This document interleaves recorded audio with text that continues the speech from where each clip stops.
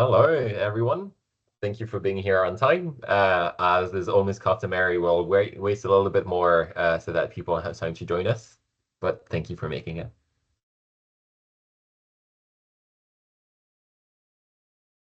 For being here. Appreciate it.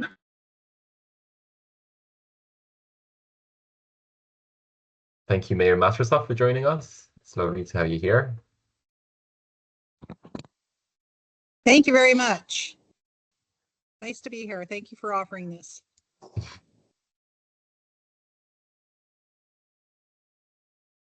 just going to move around a bit here. No worries.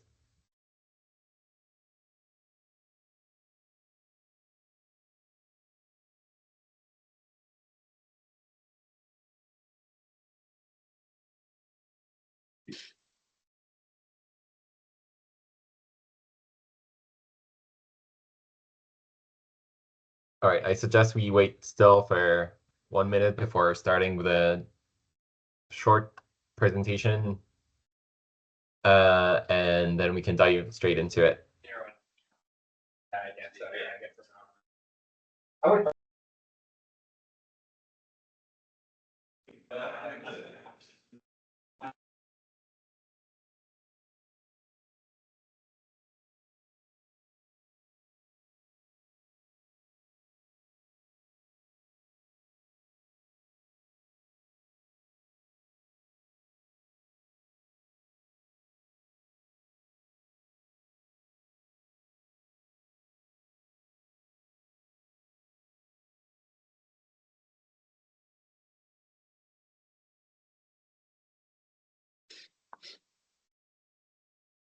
Okay.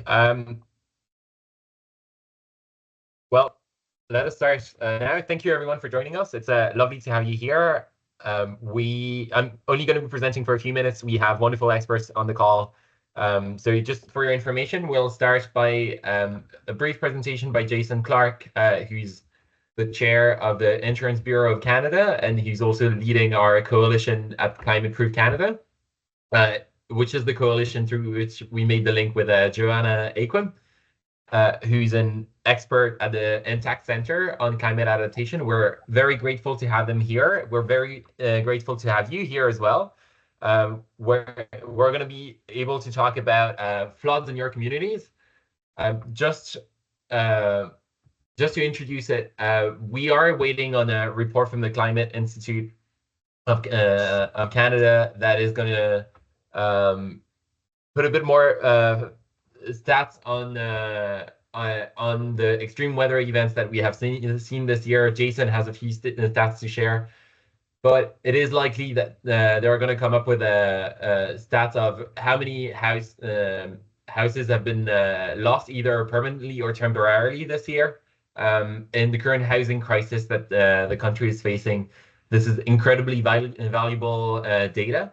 At the Cities Initiative, we are working hard to make sure that our communities are safer. And with the current context of housing crisis, it is incredibly important that we make sure that the housing we already have is not lost due to extreme weather events like the ones we have seen in the Greater Toronto and Montreal area over the summer. Our mayors are frontline workers when it comes to that, and our communities are definitely on the front lines. So we're very happy to have expert views on that to help you combat it, these threats to your inhabitants, housing stock, and communities in general. With that, and without any further ado, just letting you know that this meeting is recorded. There will be a question and answer session at the end. But for now, let's dive into the presentation. We're going to hear from Jason Clark from the IBC and Climate Proof Canada. Jason, take it away. Thanks so much, Max. I'm grateful to you, to the team at Great Lakes and St. Lawrence Cities Initiative, both for the invitation as well as for the partnership over the past number of years.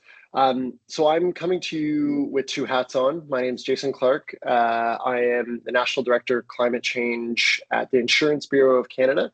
We are the National Industry Association for property and casualty insurers across the country. And I have the good fortune of chairing alongside Max and Joanna, Climate Proof Canada, which is a federal advocacy coalition focused on making rapid, tangible progress on climate adaptation, and in particular, the National Adaptation Strategy. I would begin by highlighting that I have the good fortune of my family and I living, working, and playing on the unceded, unsurrendered territory of the Algonquin and Anishinaabe peoples, also known as Ottawa. For a context set, what I am known to say is that Canada is becoming a riskier place to live, work, and insure. We have just lived through what is an unprecedented summer season, which actually all fell on a single quarter, that resulted in the largest single losses of a single summer that we've ever seen, over $7.1 billion in insured losses alone. Many of you on this call would have felt that, would have experienced it across Ontario and in particular in Quebec. The year-to-date losses have reached over $8.1 billion. We're climbing towards almost 8.5 billion in insured losses alone. And as each of you know, that doesn't take into account public infrastructure, public losses, losses in productivity, losses to families and your constituents, your communities. So it's been a really challenging year, and as Max highlighted here, the trend line is pretty clear. For us, both at IBC and Climate Proof, I have to say municipalities are critical partners for us, both here, the Great Lakes and St. Lawrence Cities Initiative, as well as our good friends at the FCM. And we have worked over the past couple of years hand in hand to press the federal government on the need to do more, to adapt more rapidly. And this has been a great and really important partnership. We have, this has manifested itself in a number of ways. For the past 2 years, Climate Proof Canada has held a National Climate Adaptation Summit, of which Great Lakes and St. Lawrence mayors and municipalities have been key. We just concluded our second one in Ottawa this past October, meeting with multiple ministers, deputy ministers, shadow ministers, and opposition. And so our purpose there is to build the political visibility and support that's needed to reach the targets that have been set out in the NAS, the National Adaptation Strategy, and recognize that this is a whole of society approach. We've looked at 3 critical areas for the insurance industry, the property and casualty insurance industry. We've been advocating for the past 8 years on establishing a national flood insurance program for high-risk households, many of whom would be in your communities. There are 10% of Canadian households, or 1.5 million Canadian households across the country, that don't have access to flood insurance because they are at too high risk. And so we've been working hand in hand with the federal government on that. Other key areas of partnership have been around building more climate resilient infrastructure and securing additional funding through programs like advocating for recapitalization of the Disaster Mitigation and Adaptation Fund. And we have been I would say a pretty strong advocate at looking at how do we address both the housing supply crisis and the affordability crisis, ensuring that when the federal government invests in these homes that are so desperately needed, that we're not building them on floodplains or wildfire zones. wildfire matters less to this group, but that we are not building new homes in harm's way, and that we're building them in the right way and in the right places, because as the federal Minister of Housing has been known to say, the most expensive home is the one that you have to build twice. And so we have been working on this for a past number of years, leaning on the work that Joanna has done and that you're about to hear, and working closely with the good folks at Great Lakes and St. Lawrence Cities Initiative. I've been lucky to have joined you at your annual conferences, both in Chicago and previously in Montreal. Look forward to joining you again in 2025. But we are here to work with you and to build the recognition that cities and municipalities are on the front lines, that we need to do more together, and we're also using our platform through a community resilience recognition to highlight the important work that's going on locally on the front lines. So with that, I'll turn it back to you, Max. We're thrilled to be here, and thank you for the offer.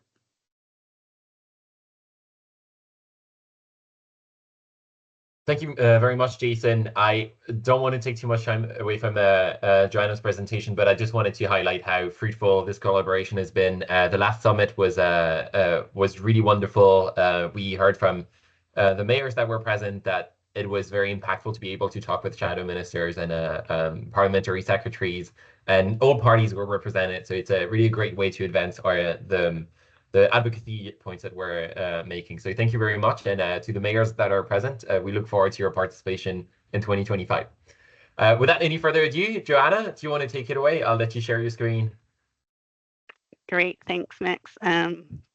We'll do a quick switcheroo. So hopefully you can see my screen now. So I'm here to talk about best practices and user-friendly tools. So I have a bit of an agenda here.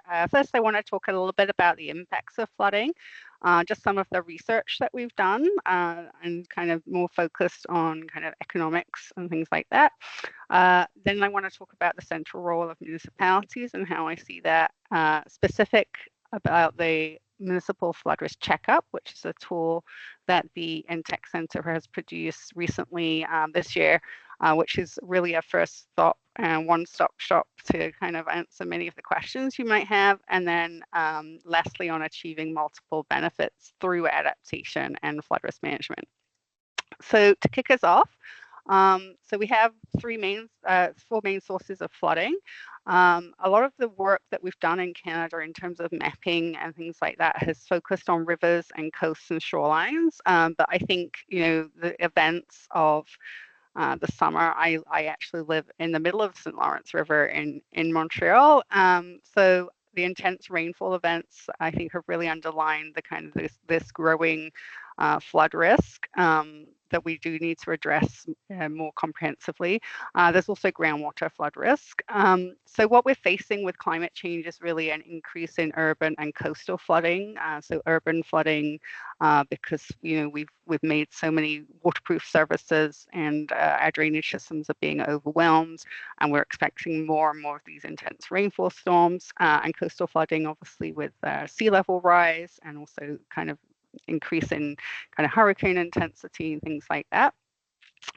So I think what I wanted to stress here is that all residents are at some risk of extreme rainfall, sewer backup, water leaks, for example. But some residences are in the floodplain. So I think that figure actually maybe should be 10% actually, are estimated to be in high risk flood zones or floodplains. So when we're talking about river and coastal flooding, we're talking about those homes.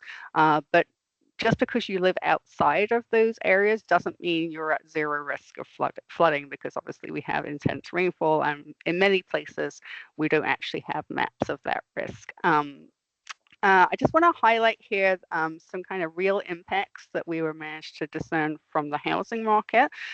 So we looked at the study looking at flooded communities versus similar flooding communities in the same cities. For example, Gatineau was one of these cities.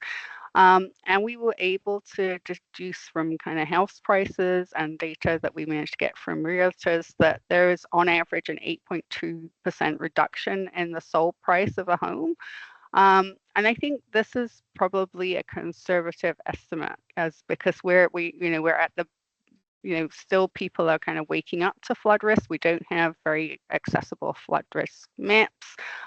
So I think this number in Gatineau, it was up to 17%. So this is an average of 6 communities.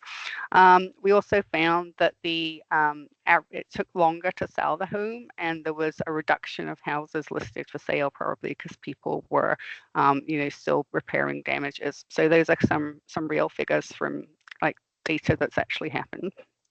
In terms of cost of business, I think that's also, the private sector actually needs the public sector to be flood resilient, because otherwise they can face things like business disruption, direct property and damage costs, or opportunity costs as well. If you're paying to kind of repair flood damages, you're not able to use that capital for something else.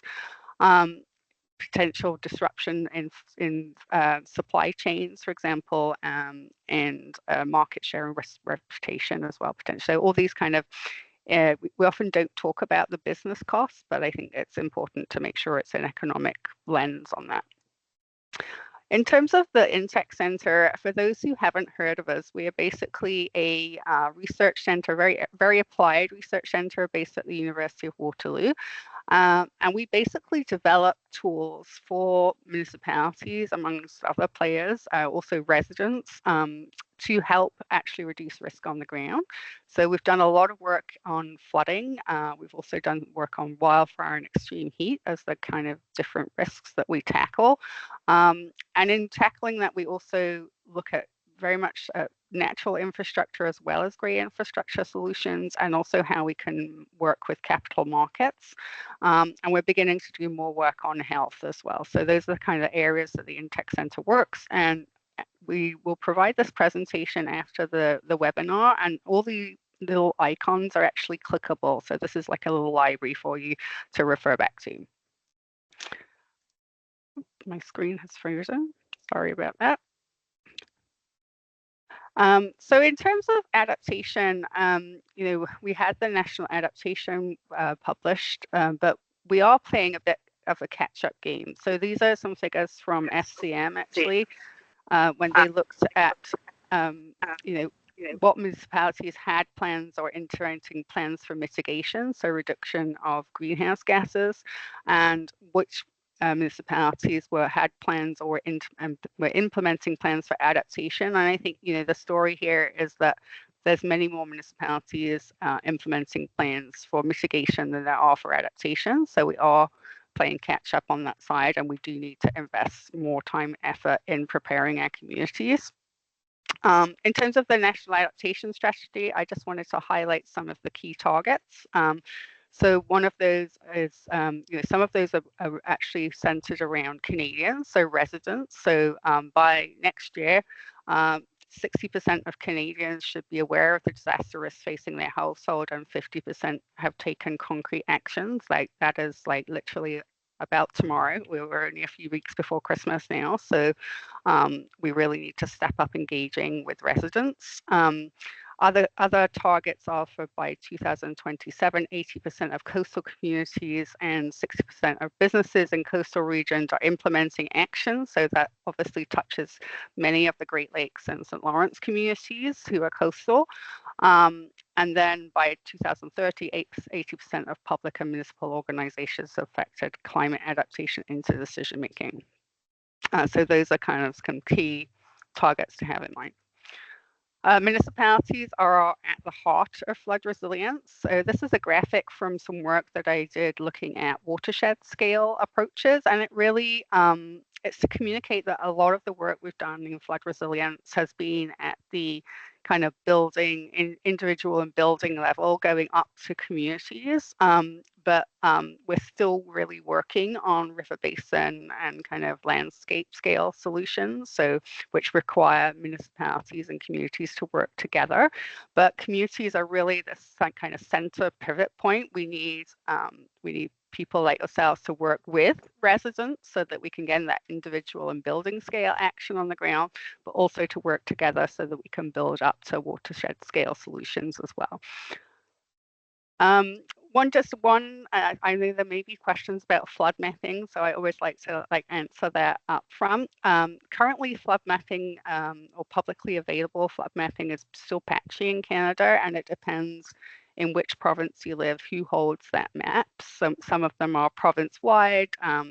In Ontario, for example, it's the conservation authorities. In Quebec, it's the metropolitan regions that hold the maps. So it depends where you live as to how you get your mapping at the moment. But I have heard that we will have a flood risk portal from the federal government next year.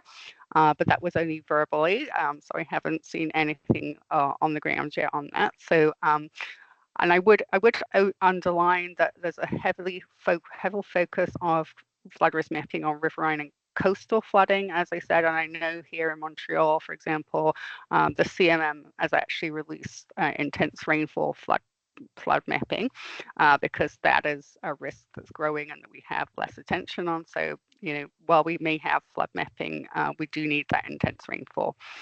Some of the maps also don't include for climate change at the moment. So the better news is we have this toolbox basically. So mapping is only part of the solution. So at the Intech Center, we've put together a really kind of easy to use tool that's based in Excel. It's a 50-question questionnaire essentially for municipalities to self-assess A, their flood exposure, and B, their flood preparedness. So if I think I can't see what Maxim has put in the chat yet because I'm looking at my presentation slides, but if you can copy in the link to the tool, that would be great. Maybe people can download it while I'm speaking so you can have a look at it for yourself. The questionnaire has 3 sections. The first is on what the flood hazards and exposure are in your community based on certain indicators that actually build from a national standard of Canada on prioritizing flood risks. So that's the exposure side of the equation. And then flood preparedness is really looking at how progressed you are in analyzing your risks so that you understand where to target resources and how you've implemented. So reducing risk is action on the ground to reduce risk. That's section 3. So basically the user goes through the questionnaire, answers the questions, which are all high, medium, and low with a guidance of, let me just forward onto here so you can see what it looks like. So there's like a pull down box where it says select your answer. You click on it and you answer high, medium, and low according to the scale that's provided for you.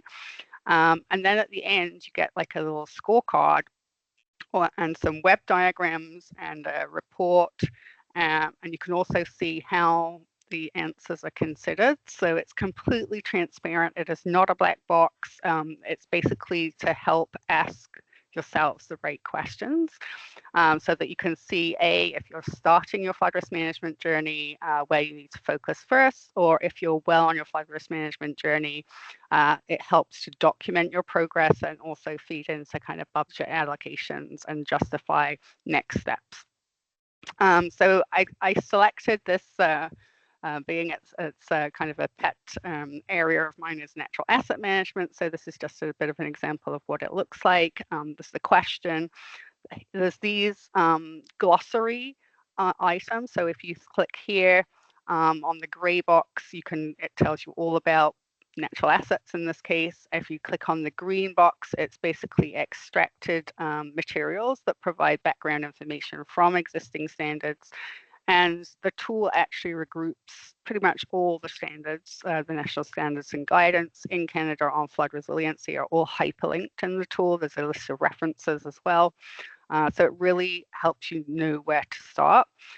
Just another example, coastal and shoreline management is also one of the questions. So the questionnaire guides you to think about both working at the individual and building scale and working up to watershed and coastal cells and things like that. So at all those scales.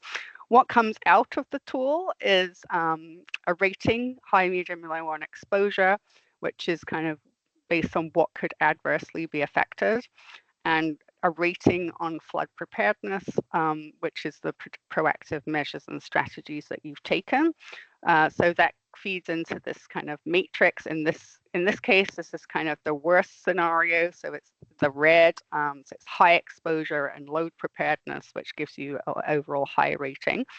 And this little pyramid here, you really want to look like the green triangle, but in this case, this community has a lot of work to do because they look like a very spiky triangle, which is not where we want to be. So it's just a graphic to show you where you're at.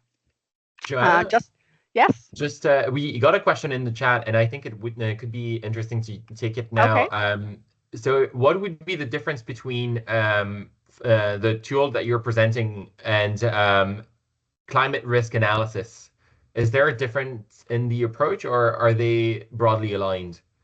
So the tool that I'm presenting it's not a detailed analysis, but you would feed the results of your detailed analysis into the tool. So it does have some quantitative questions that if you have like quantitative flood mapping or estimated damage costs and things like that, you can feed it into the tool. But it doesn't. It's a questionnaire. It doesn't do the analysis for you, but it does accommodate if you already have the information.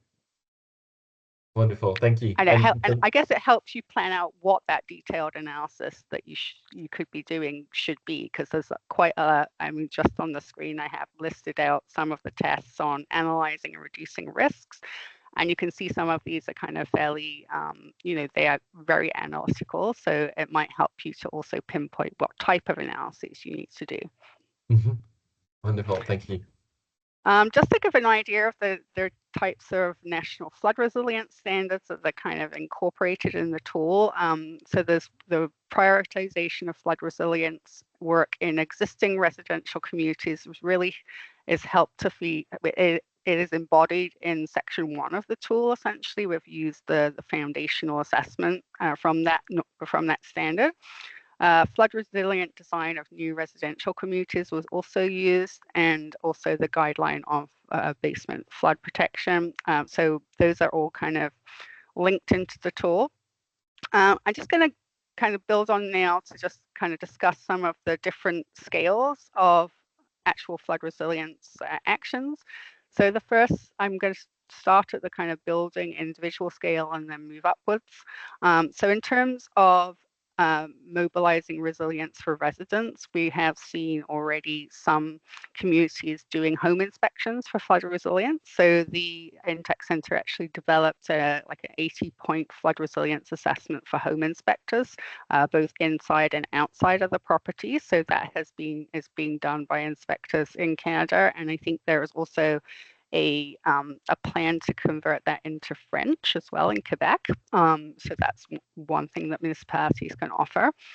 The other thing that a lot of municipalities are doing is providing property flood resilience protection information to their residents using, in this example, there's a infographic on home flood protection. There's also a home flood checkup. So we have the municipal checkup, but we also have a home level checkup as well, which helps residents to know what action they can take. And then moving to kind of the different scale, the watershed approach, we're also seeing communities kind of come together to discuss how they should be managing their watershed with conservation authorities as well in Ontario, or the Bureau de Projet in Quebec, so that we can start to store, slow down water, reduce the volume of runoff, and reduce erosion as well. And this diagram provides some of those kind of often nature-based solutions that we can use in the upstream areas and also along the coast to actually reduce flooding and erosion. In terms of nature-based solutions guidance, it's a very evolving Canadian landscape. So these publications are only in the last couple of years that these have appeared. There's very much kind of, there's actually a new design guide for coastal nature-based solutions that I haven't even had time to get on the slide yet. So if you're interested in that, I would be very happy to provide additional assistance. I just want to highlight some of the work from the Rising Seas and Shifting Sands, which may be relevant to particularly coastal municipalities. So this this document looks at grey infrastructure and nature-based solutions and goes through each of them so that you can understand the advantages and disadvantages of those solutions, because we're not saying we just need to use nature-based solutions, but we're currently defaulting to grey. When we don't know what to do, we know that, if we put some rock there, we think that it's protected, but it actually causes a lot of knock-on impacts that we haven't necessarily taken into account in the future. So this publication helps to kind of demystify some of that. And then I wanted to add a few examples just to illustrate work that is going on. One of the projects that I've been very inspired to see occur, I immigrated to Canada in 2009, and I'm a geomorphologist by training, so this was very exciting to me, is the restoration of the River Don mouth, which is a large-scale example of nature-based solution being applied, which I think also embodies the argument for kind of, making life better at the same time as reducing risk. So, because this project is all about access to green space and regeneration at the same time as reducing flood risk. I was lucky enough to visit the site back in April, a year ago actually, so I know the water's all flooded.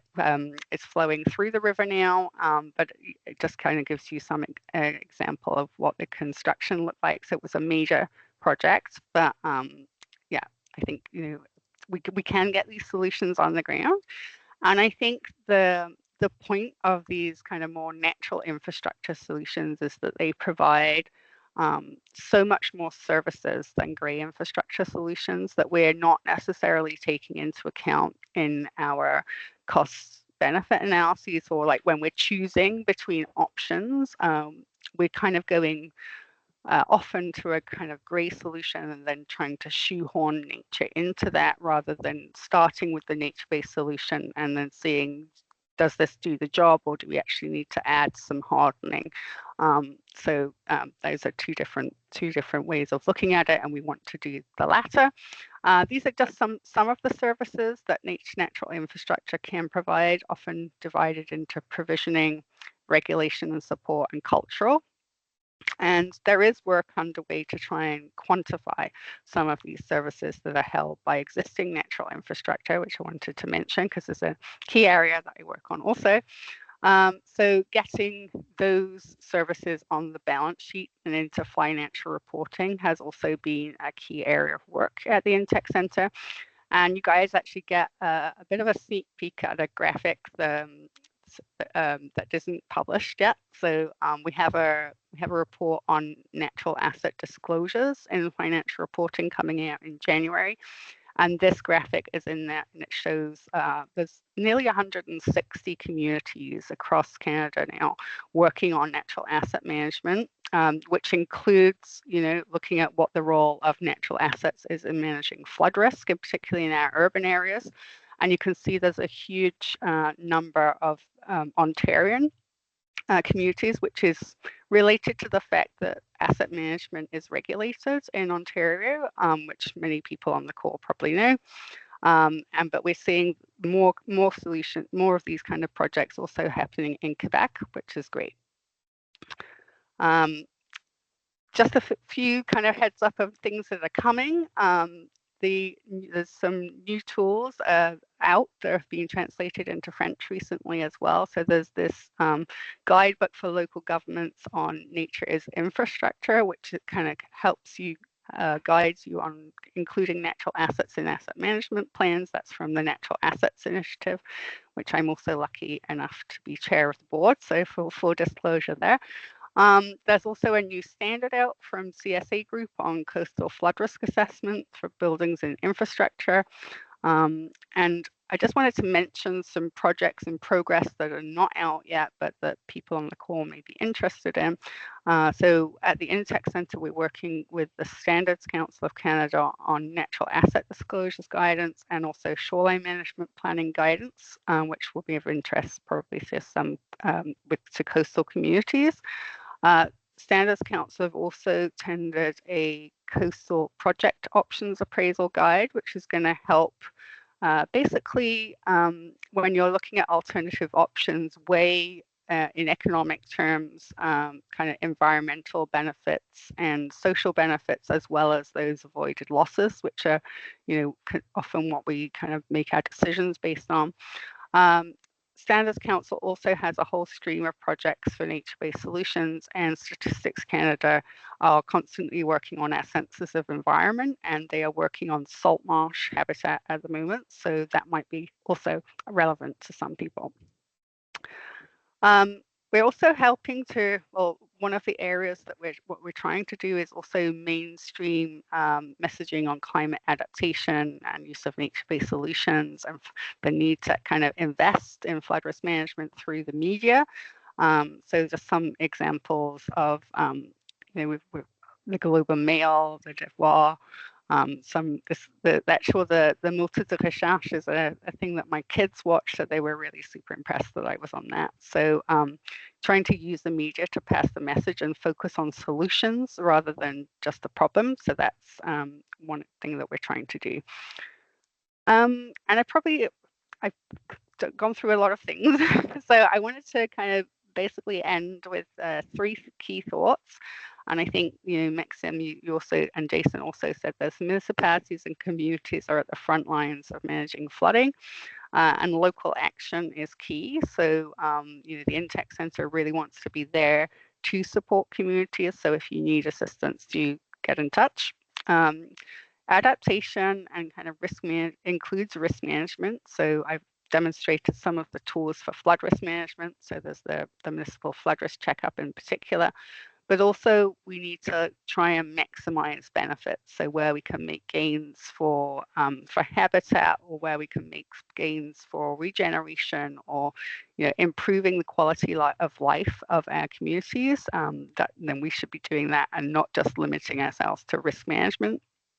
And then the last point is that using the new flood risk checkup is a key step forward. It can really help you make a start on flood risk management and also document and review your performance on an annual basis. So I think that's all I have in terms of slides. Hopefully it was of interest. We have some time, I think, for Q&A, and I also have a brief survey to put in the chat.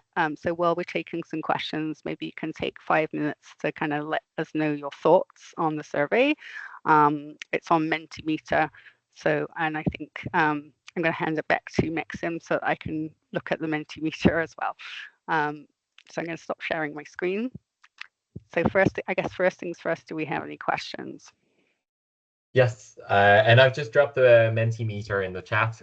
Do not hesitate to fill it. That's always insightful. Well, I think Joanna packed quite a punch. So, and we have quite a few experts from the municipalities. I was wondering if you have any further questions, any points of clarification. Do not hesitate. Let's not be shy. Yes, Alex Wilson. Hi there. Thanks, Joanna. Really appreciated the links to resources, particularly we had a lot of escarpment-related flooding this past July over the Niagara Escarpment. So you got that high kind of cliff, and then you have residential communities all along the cliff face and in that riparian zone. I think the big issue we're having as one of the cities who we have a conservation authority, we have flooding strategies, we have water, we're on our way with natural resource accounting, is there's no money. Like, and I think that's the piece where I kind of went, oh, we're doing a lot of those things at the end of this. I was like, we're on the right track. But I think that as someone who's kind of in that realm and hearing a lot of this information, we have those right considerations. We're not really finding we're able to move forward on these projects at scale beyond pilot or getting to that even sub-watershed level from property to property, because there's not the holistic integrated funding that's required. We're having to sell things as adaptation, maybe resiliency over here, but there's a grant for agriculture over here, but there's not really a way to tie those things together in the way that you need to when you're kind of working across a watershed.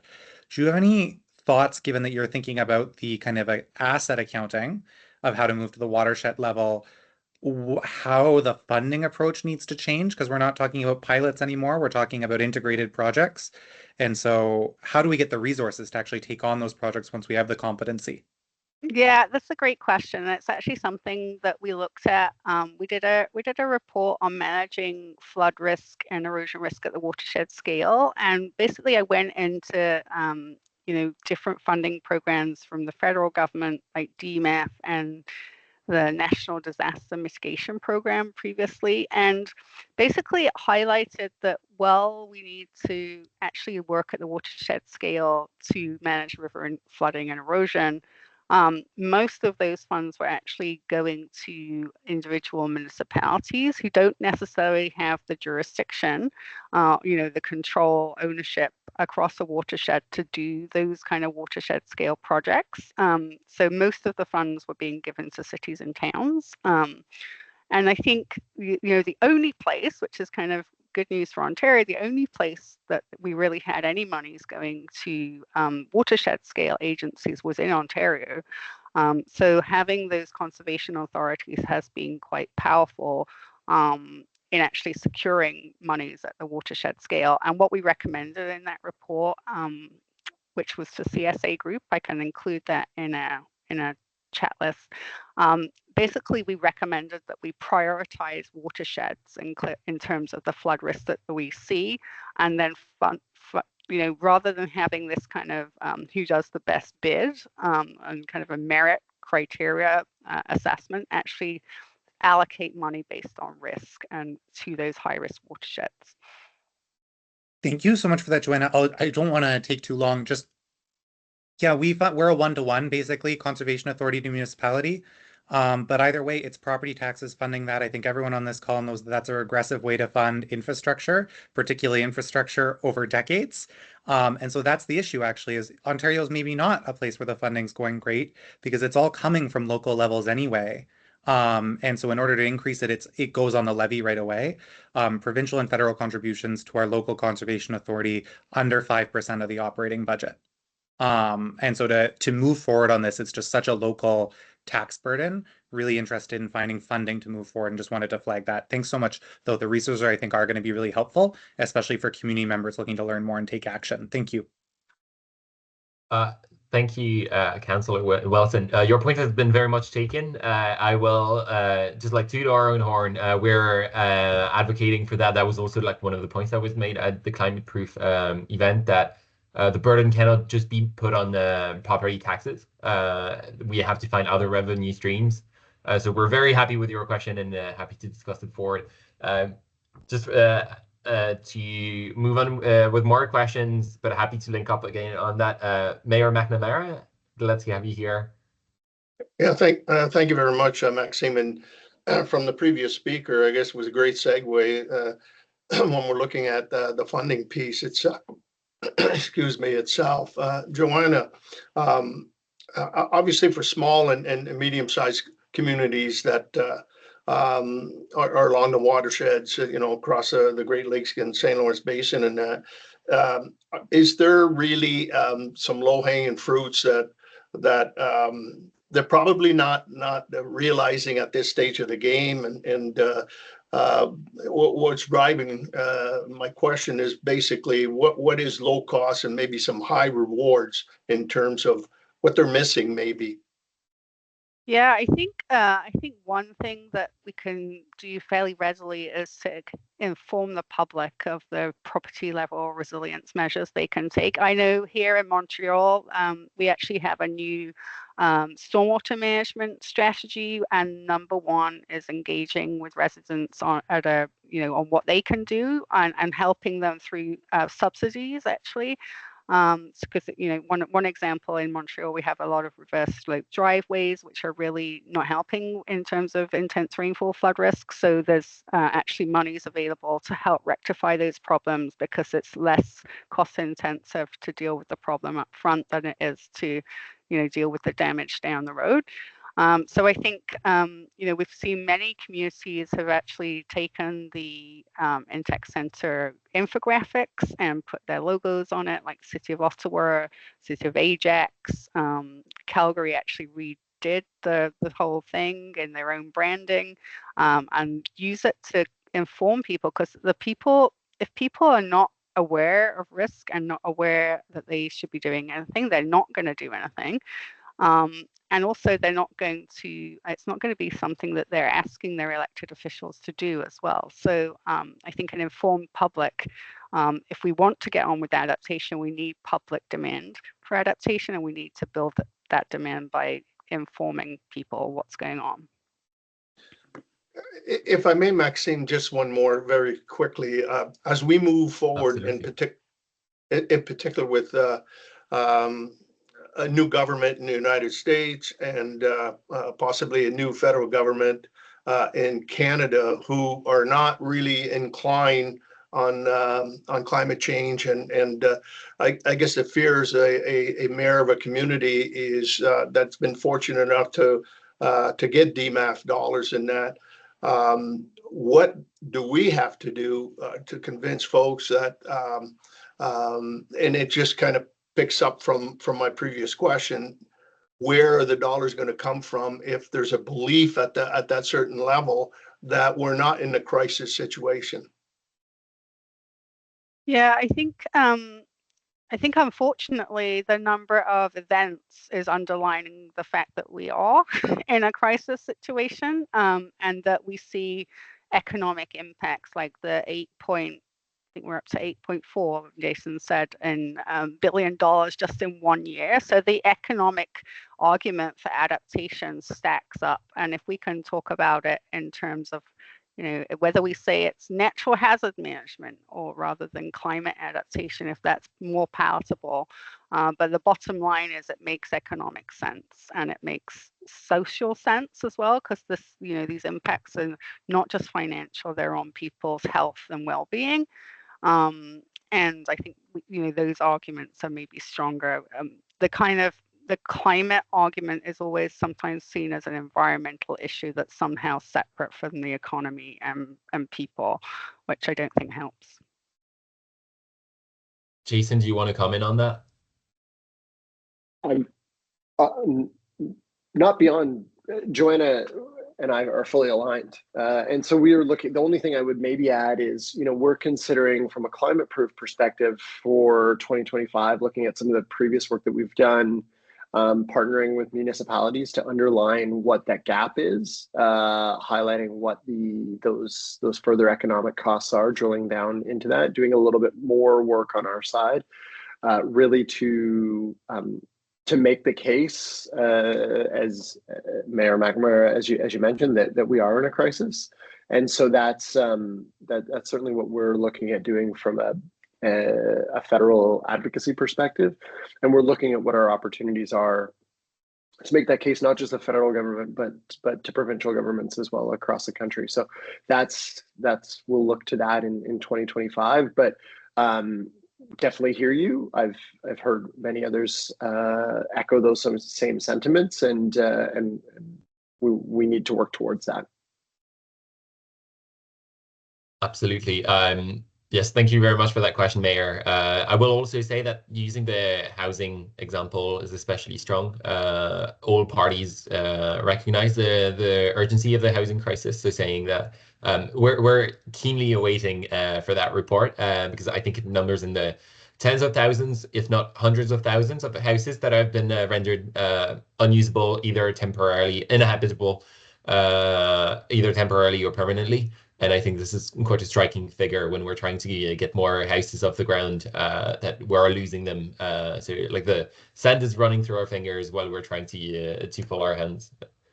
I'm wondering, just to account for the diversity of the group here, if we have any questions from environmental services at the cities. Not that we don't want any more questions from elected officials. We're happy to welcome any question.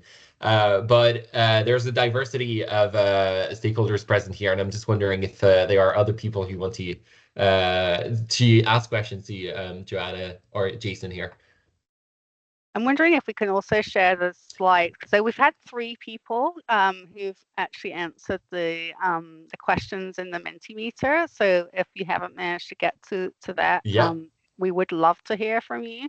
But the people who have answered, it seems that flood risk management is actually currently a fairly high priority, though maybe there's some answers that are lower for elected officials, because, you know, I'm just doing this as well so that people feel that they need to answer the questions as well. Because I think this, and just so that people, this is a survey, so you can move through at your own pace, but the question after this is what is required for flood risk management to move up your priority list. And I think I wanted to focus on this one that says about infrastructure priorities. That's something that we've been hearing a lot from cities in Quebec, like they have them, you know, being asked to build more houses, but they don't have the water infrastructure to supply those houses and stormwater management services, etc. So this kind of climate resilience infrastructure and housing is very intimately interlinked, and you know, that's also affecting people's priorities.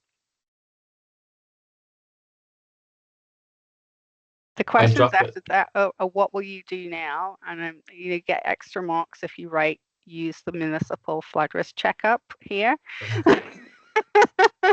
because that is a great first step. So if people can add their thoughts in here, that would be great. And then what you want to know more about, no one's written anything yet. So I would be particularly interested to hear from anybody who wants more information, because I have a lot more information to give you, but I don't, you know, only a certain amount of time. Yes, I just want to echo that when we don't have any further question. If there are any barriers that you have faced in your community, Joanna is a treasure trove of resources. Every time I speak to her, she gives me about like 100 links of things to look at. So now is the time. Don't hesitate to talk about the individual issues in your municipality, because chances are that other municipalities are facing the same thing. We're part of the watershed for a reason. So really looking forward to anything you might want to bring to the table.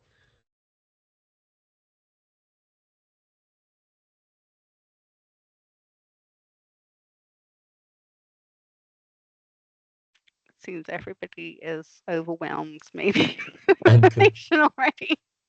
Or content.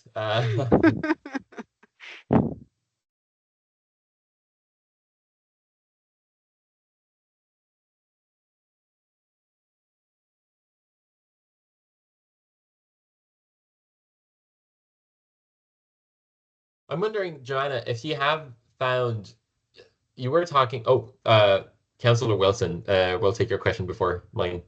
No, sir. I wanted to say thanks to Joanna for the link to the private funding in the chat, and just wanted to ask if there was any examples of those arrangements that you think are particularly helpful.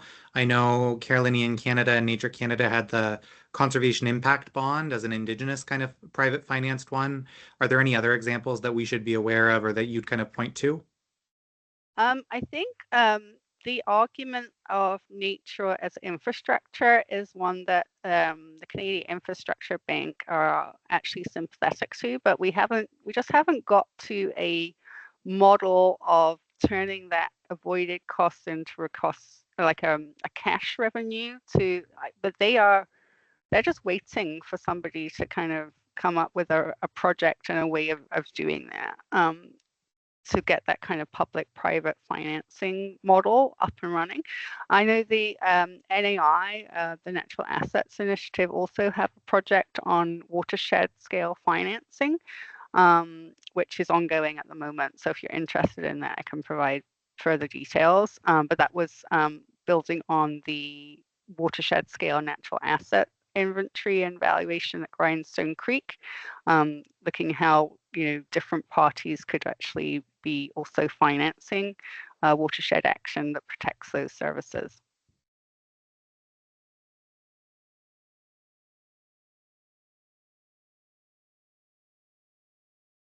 Maybe Wonderful. I'd add there as well.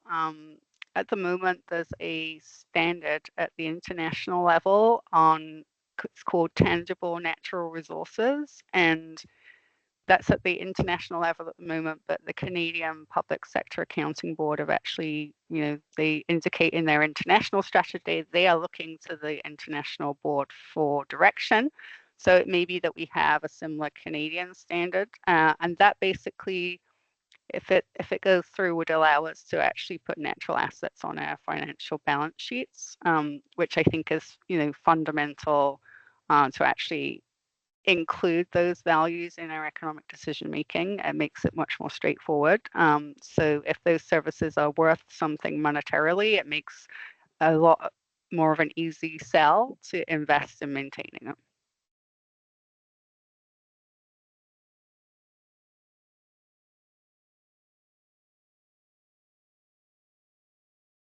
All right. Well, I'm willing to almost proceed as when you're cooking popcorns. If there are no questions coming within 30 seconds, we might as well give you back the 5 minutes of time. Now is your last chance. But in waiting for any potential question, I just wanted to thank Joanna. Oh, we have a question for Mayor Cleveland. Thank you very much. I'll make it very quick. I just, the presentation was very informative. Some of this information I'd like to get back to the council as a broad council. I'm wondering if we can be forwarded a copy of the deck, or at least even a one-page high-level summary of some of the high-level concepts from a 30,000-foot vantage point. A lot of our independent council may not be interested in the details and the depth, but the high-level learning points of this is really relevant information. So anything that can be done to either condense would be huge, and or if not the timing and staffability, simply send us the deck so I can maybe do a one-page condensing to make sure that these points are communicated across. Great, and I've already said to Maxim that I'm going to include the PDF, and I'm going to put the Mentimeter results in that as well, so people have that for their records. But yeah, it would be great if Maxim, maybe we can work on a one-pager together. Absolutely, yes. We can work on that. Thank you for your question. Yes. And I'm sorry, Gary, I apologize. I know it's at the end and everyone wants to get going. I just wanted to say, and it's not a question as much as maybe a comment moving forward. One of the things I know that I've heard is that we're having some contention because in Ontario, when we deal with water, we're dealing with the GRCA. Specifically, when we're dealing with the Americans, we're dealing with a federal agency. I'm wondering is, as we talk about combating floods in our community, best practices and risk assessment tools, is there any time and or ability in the future to start that conversation about potentially elevating some of these concerns from a provincial mandate up to a federal, or is that not something that we're interested in even touching on? And I don't need an answer. Maybe the staff can think about that and can let me know, because it is a political topic, and I'm not sure if we're one that would interest. But I think if we're talking about combating floods, we need to talk about moving some of these responsibilities up the chain from a provincial level to a federal level. Point very much taken. I don't know, Joanna, if you have any quick reaction. I think this was more a question to the Cities Initiative, but I'd be happy to hear if you have something to say. Otherwise, I can come in. Yeah, well, I think coordination at the federal government level has definitely been something that's highlighted in Climate Proof Canada work, like the fact that we don't have any bodies such as FEMA in the States who's coordinating. So getting national best practice in Canada when it's a provincial jurisdiction is extremely challenging, and every province has a very different approach to flood risk management at the moment. So I definitely think the coordination piece and kind of getting national best practice on the ground is an area of weakness we should be addressing in Canada. Yes, absolutely. It's basically a non-answer that I'm going to give to you, Mayor Cleveland. I think it was a wonderful question. I think it will take a bit more time to digest it and to make sure that that we don't ruffle any feathers at the provincial government. I'm putting on my Quebec representative here. I think there's always an issue there. But we'll make sure to take that into account and indeed to find a way to advocate for that. So thank you very much. I believe we are almost at the end of our session. I see, Mr. Wells, you've turned on your camera. Maybe we can take a rapid fire last question. Not so much a question, just a comment. I greatly appreciate this presentation, and I look forward to getting into more of the links and things that are sent. It's just here in Niagara Lake, it's a huge priority. We've got both the coastal region, as we're right on Lake Ontario, and we're also on the Niagara Escarpment. We had a couple of major rain flood events this summer, one in June and one in July. We've had a couple of high lake water issues in 2017 and 2019, and I'm sure more of those will probably come in the future. But it's a big priority for us. Part of our strategic plan corporately, environmental stewardship, and we've got so many things that are just at the beginning stages right now. Just this week, hiring or interviewing for a climate change coordinator position. We have natural asset management beginning. Just a ton of things that this is going to be a great help, and any more information or resources you could send along is greatly appreciated. I want to thank you both. It's a pleasure. Absolutely. Thank you very much for that comment. I will actually use that as an opportunity. Feel free to let us know either in the chat right now or via email. You'll get all of that, if not today, tomorrow, all the information. If you have any more questions, if you have any other topic that you want to cover and see covered in part of a webinar through the Cities Initiative, we're happy to hear about that. On that topic, we also have a Mayor's Commission on Coastal Resilience. Staff is also welcome, so that we can get your feedback to see how we can advocate better, find resources, get programs and projects off the ground, and support you in that. So on that note, I wanted to thank again our presenters, Jason and Joanna. Thank you all, the participants. It's been a pleasure to be here. I think we've covered a lot of ground. Thank you, Joanna and Jason, for being such outstanding partners all year round. It's great to have that projected in a webinar, but I want to also acknowledge all the work that is happening behind the scenes. So if you have any question, we'll work on feedback and additional information after this webinar. But we're already 1 minute late, so I intended to give you back the time and let you go on with your day. So on that note, happy holidays and be in touch. Thanks so much. Thanks so much. Yeah. Thank you. Thank you all. Bye.